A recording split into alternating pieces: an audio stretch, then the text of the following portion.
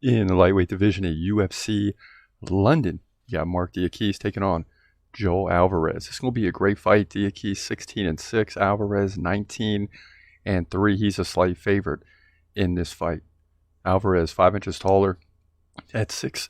He's got a 4-inch reach advantage, 77-73. Both guys stand right-handed. Now, in terms of activity, it goes to Alvarez, 3.4 significant strikes per minute to 2.7 for Diakiese. But Diakiese can land takedowns over 1 per round. So that makes the takedown defense for Joe Alvarez important, and it's 0%.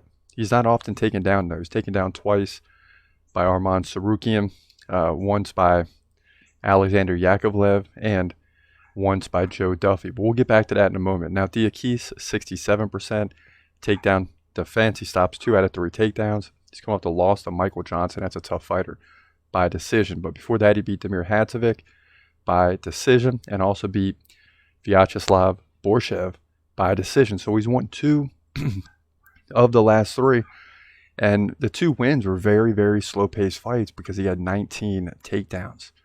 That's ridiculous.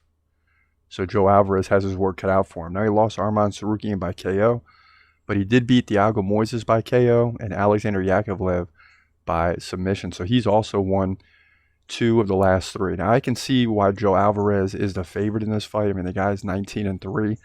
He wins way more than he loses, obviously, but he's got to be careful with these takedowns by Marc Diakiese, because if he gets off, not many guys on the planet can beat him. But I still think Joe Alvarez will pull this thing out. He will defend the takedowns well enough. Otherwise, he's getting submissions and KOs and things of that nature. But when he does give up takedowns, like against Tsarukyan, just 2, other fights, just 1. So he's not defending a lot of the takedowns. He's got 0% takedown defense.